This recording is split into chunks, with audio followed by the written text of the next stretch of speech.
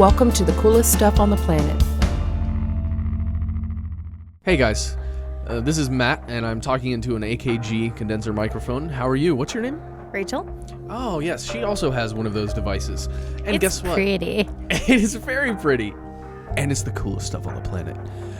Not the microphone, the podcast. No, yes, this is the where we are now. The time in which you are experiencing this is the coolest stuff on the planet. So, as we've mentioned on this podcast before, the world is chiefly populated by two things: monkeys and bears. Right. One of which is cute and gorgeous and will rip your face off and eat it, and the other one is a bear. Indeed. So Canada is full of bears. Yes. And we know that. We've visited bears in Canada before. It's Bear City up there. Yep, but this time we're not checking out polar bears. We are going to take a look at grizzly bears and black bears. Yes. And we are headed to Western Canada to a little place called Night Inlet. Night Inlet is an estuary. Technically, I guess you'd call it a fjord. I would. Rachel did. And it cuts through the coastal mountains of western British Columbia. It's part of Canada's Great Bear Rainforest. It's the southern part, which is a huge swath of temperate rainforest on the western coast. And we'll probably come back to the Great Bear Rainforest. We'd like to in a later podcast, but this time we want to focus specifically on Night Inlet. Yes. So I mentioned it's a fjord, and if you don't know what a fjord is, imagine this. You've got basically a waterway. You're in a waterway like a stream or a river, and then you look up, and instead of sky on either side, you see giant mountains. Yeah. It's a fjord is almost like a mountain or that's gotten cut away by the water.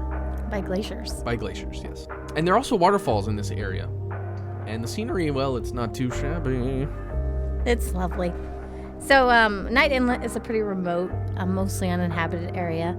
And you can only access it by boat or float plane. Mm-hmm. And it's one of the best places in the world to see grizzly bears. It is. You can watch them from the boat or from the float plane. Mm-hmm. Or you can get a little personal.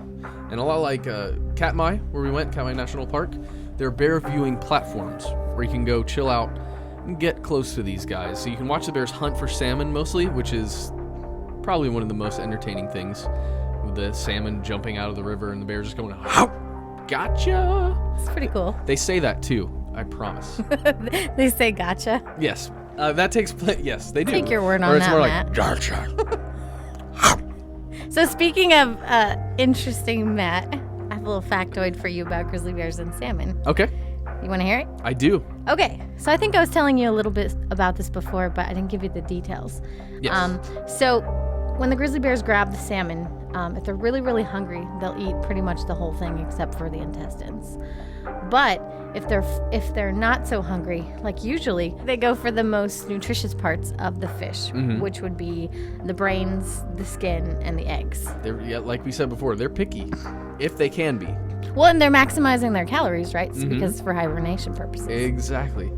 How do they know that? It's almost like, I don't know, there's a bear master telling all the other bears what to do, man. It's a conspiracy. So grizzlies eat a lot more than just meat.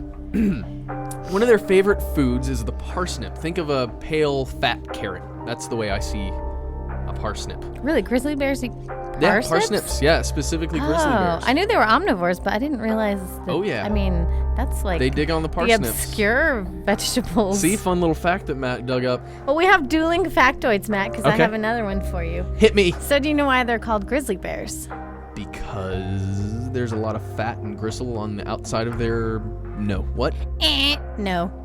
It's because they often have white tips on their fur, and so they have a grizzled appearance. Ah. Grizzly bears, yeah. Grizzled. I like it.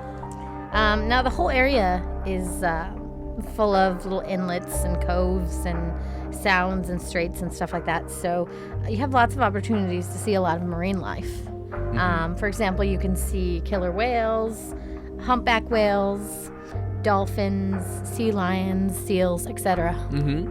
So that, my friends, is Night Inlet. It's cool.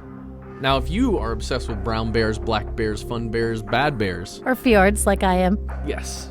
And you want to know how to survive, say, a grizzly attack? And we do have an article on that, by the way.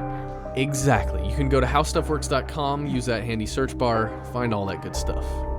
And I guess that's it. We'll see you next time. For more on this and thousands of other topics, visit howstuffworks.com and let us know what you think. Email travelpodcast@howstuffworks.com. Don't forget to check out our other podcasts, free on iTunes.